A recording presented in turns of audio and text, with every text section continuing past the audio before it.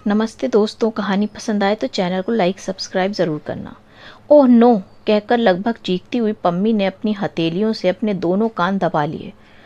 I can't tolerate any more. तुम अभी जाओ और उसे फाटक के बाहर फेंक कर आओ। अगर आज पापा यहाँ होते और उन्हें पता चलता कि ये गंदी जुबान बोलने वाला आदमी तुम्हारा दोस्त है, तो जानते हो क्या होता। खन्ना बंगले के गेट तक आया और वापस मुड़ा, लेकिन 4 कदम चलने के बाद रुक गया। पम्मी अब और भी नाराज होगी। वह तो उसी समय भड़क उठी थी जब किशोर ड्राइंग रूम में घड़घड़ाता हुआ घुसा और कालीन को रौंदता हुआ सोफे पर धम से बैठकर एक ठाके के साथ बोला, यार खन्ना, तेरा बंगला बड़ी दूर है लेकिन है आलीशान। बगीचा तो बगीचा, ये साला ड्राइंग रूम भी गजब का है। और उसी वक्त पम्मी ड्राइंग रूम में आई और साला शब्द के साथ फूटती किशोर की ठाकेदार हंसी पर इस तरह चौंक उठी जैसे उसने सोफे पर किसी मेहमान को नहीं, छत से गिरी छिपकली को देख लिया हो। पम्मी के फड़कते हुए नथनों को देखकर खन्ना को लगा कि ड्राइंग रूम की चारों दीवारों पर अलग अलग रंग अपनी कलर स्कीम से उखड़कर एकाएक शॉकिंग कंट्रास्ट बन गए। वह किशोर की बगल में बैठता बैठता उड़ गया और वातावरण को शालीन जामा पहनाते हुए बड़े तपाक से पम्मी की तरफ बढ़ के बोला, darling, meet my friend mister Kishore. Kishore, यह है मेरी मिसेस। किशोर ने होंठ गोल करके हल्की सीटी बजाई और कहा, अरे वाह, बगीचा ही नहीं, बंगला ही नहीं, तुम्हारी तो यार बीवी भी कम नहीं। इसके पहले कि पम्मी का सफ़ेद पड़ा चेहरा गुस्से में लाल हो जाता, खन्ना ने आगे बढ़कर उसकी कोहनी को छूते हुए कहा, डार्लिंग, किशोर को हम कॉलेज में बातों का बादशाह कहा करते थे। बादशाहो, हम तो गुलाम हैं, लेकिन खन्ना जैसे बकचोच के नहीं। कहते हुए किशोर एक झटके के साथ उठा और पारसी थिएटर के अंदाज से झुककर आगे बोला, हम तो गुलाम हैं मलकाए हुस्न के, यानी अपनी भाभी जान के। कोहनी तनकर बहुत नुकीली हो गई और खन्ना ने अपनी हथेली को हटाकर किशोर की पीठ थपथपाते हुए फिर एक नाकामयाब कोशिश की। डार्लिंग, ये हजरत कॉलेज के मशहूर ड्रामा एक्टर भी रह चुके हैं। लगता है कि एक्टिंग इन्होंने आज तक नहीं छोड़ी। क्यों भाई किशोर, यह किस ड्रामे का डायलॉग रहा। कमरे की दीवारें किशोर के ठाके से कांप उठी। शेल्फ पर रखी हुई वीनस की अर्धनग्न मूर्ति के कटे हाथों के साथ साथ लगा जैसे उसकी नाक भी किसी ने तराश फेंकी हो। पम्मी का चेहरा तमतमा उठा, लेकिन उस तरफ से बेफिक्र किशोर सोफे पर पसर चुका था और बोल रहा था, भाभी जान, यह तो सही है कि माँ बदौलत कॉलेज के दिनों में नाटकों के लिए कई रातें बर्बाद कर चुके हैं, लेकिन असली बात खन्ना जैसे बांगुड़ कभी भी नहीं समझ पाए कि ये चक्कर नाटकों का नहीं, कलर नाटकों की हीरोइनों के लिए था। हाय खन्ना, तुझे याद है वो काता सूद, जरीना, सुषमा सिहानिया, आरती चटर्जी।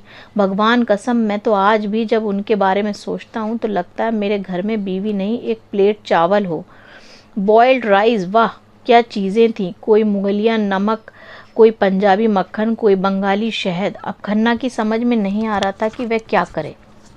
पम्मी आग का शोला बन चुकी थी, लेकिन उसने अपने होंठ कसकर भींच रखे थे।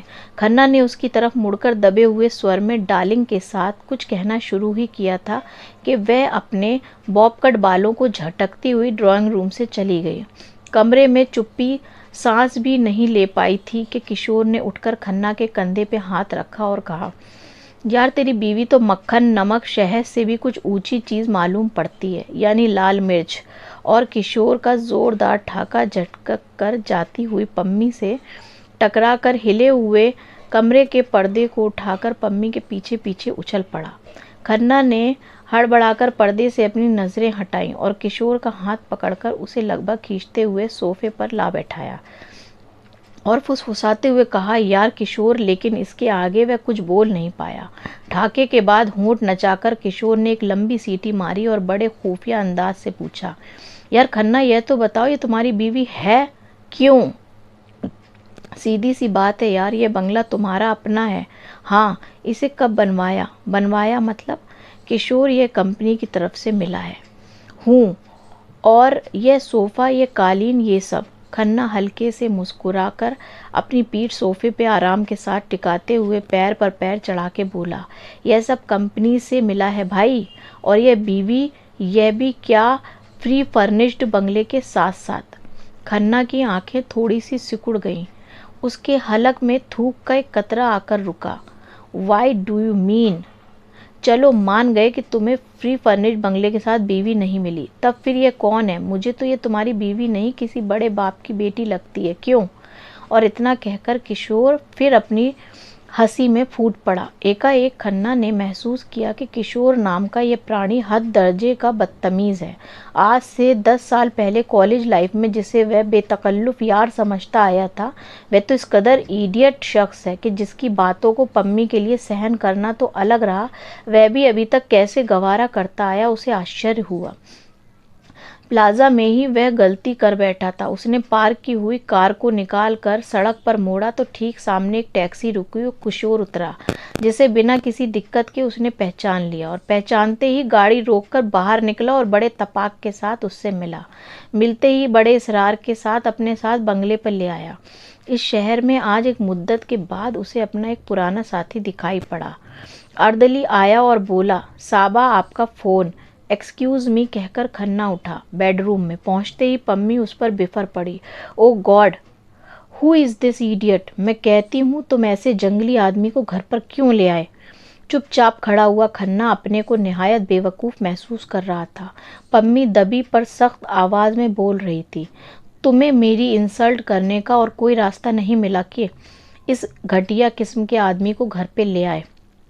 खन्ना ने मरी सी आवाज़ में कहा, पम्मी डार्लिंग तुम समझती क्यों नहीं हो? मैं इसे कहाँ लेकर आया? इस शहर में मिल गया और देखते ही इसने मुझे पहचान लिया और ऐसा गले पड़ा कि मैं लाख चाहते हुए भी इसे टाल नहीं पाया। अगर मुझे पता होता तो मैं तुमसे सच कहता हूँ कि इसे कभी भी अपने साथ नहीं लाता। माय गॉड, कॉलेज में तुम्हारे ऐसे ही साथी थे? ऐसी वाहियात बातें मैंने आज तक नहीं सुनी। ड्राइंग रूम में बैठकर तुम चुपचाप देखते रहे और वह तुम्हारा दोस्त स्लैंग बकता रहा। तुम ऐसी वल्गैरिटी कैसे बर्दाश्त कर सके? प्लीज़ पम्मी, तुम समझ क्यों नहीं रही हो? तुम क्या समझती हो मैं ये सब बर्दाश्त कर पा रहा हूँ? लेकिन किशोर बताओ, मैं अब क्या करूँ? करना क्या है? Go and throw him out. लेकिन पम्मी, ओ नो कहकर लगभग चीखती हुई पम्मी ने अपनी हथेलियों से अपने दोनों कान दबा लिए।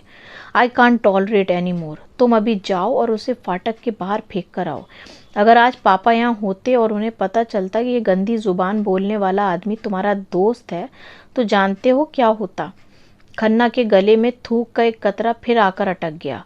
उसने टाई की नॉट पर हाथ फेरकर खखारते हुए कहने की चेष्टा की, लेकिन कुछ कहे बिना बेडरूम से निकलकर ड्राइंग रूम की तरफ चल पड़ा। अभी वह बीच रास्ते में ही था कि फ़ोन की घंटी बज उठी। वह ठिठक गया। घंटी लगातार बजती रही। पम्मी फ़ोन नहीं उठा रही थी। खन्ना पलटकर बेडरूम तक आया, लेकिन दरवाजे पे पहुंचकर हिचकिया गया। पहले किशोर से कह आए, तब आकर यह फ़ोन उठाएगा। वह मुड़ा, तब तक पम्मी ने फ़ोन उठा लिया था। जी हाँ, घर पर ही है। कौन, मिस्टर बहल? जी, मिस्टर किशोर बहल। जी हाँ, अच्छा। और किशोर का नाम सुनते ही खन्ना घबराकर ड्राइंग रूम की तरफ चल पड़ा। आया तो देखा सोफ़ा खाली था। किशोर वहाँ नहीं था। उसने पोर्टिको में आकर देखा तो बगीचे में भी कहीं किशोर दिखाई नहीं पड़ा। उसने एक ठंडी सांस ली, थैंक्स गॉड। तभी हवा की तेज़ी के साथ पम्मी उसके पास आई और आते ही बोली, डार्लिंग, मिस्टर किशोर कहाँ हैं? और इसके पहले कि खन्ना उसको देता कि वह गंवार किस्म का आदमी जा चुका है, पम्मी ने लगभग हाँफती हुई आवाज़ में कहा, कहाँ है मिस्टर किशोर बहल? अभी अभी साहनी साहब का फ़ोन आया था। अपना किशोर उनका कज़न है। पता नहीं उन्हें कैसे मालूम हो गया कि वह आज शाम हम लोगों के साथ बिता रहे हैं। डार्लिंग, मैंने तो कह दिया कि मिस्टर बहल इतने दिनों के बाद मिले हैं, इनके बचपन के दोस्त हैं, तो बिना डिनर किए हम लोग उन्हें कैसे जाने दे सकते हैं? वह तो चला गया, पर कहाँ? पम्मी जैसे बहुत ज़्यादा घबरा गई। मैं जब ड्राइंग रूम में आया तो देखा वह वहाँ नहीं था। बगीचे में देखने आया कि उसे फाटक से। तुम भी कैसी बातें करते हो? मिस्टर साहनी ने फ़ोन किया था और जानते हो कह रहे थे कि आप लोग कल शाम को चाय पर आप। लेकिन डार्लिंग वो, ओफो, तुम यहाँ खड़े खड़े क्या कर रहे हो? गेट के बाहर जाकर देखते क्यों नहीं? मैं अभी अर्दली को भी दौड़ाती हूँ। कहती हुई पम्मी अंदर चली गई और वह तेज़ी के साथ गेट पर आया। गेट खोलकर बाहर निकला, लेकिन काफ़ी दूर तक उसे सड़क पे कोई दिखाई नहीं पड़ा। वह वापस मुड़ा, लेकिन 4 कदम चलकर ठिठक गया। अब पम्मी उसकी इस गलती पर कितना नाराज़ होगी, इसका अनुमान करते हुए उसने महसूस किया कि उसके गले में थूक का एक कतरा आकर अटक गया उसने मरे हुए हाथों से टाई की नॉट आहिस्ते आहिस्ते खोलनी शुरू कर दी।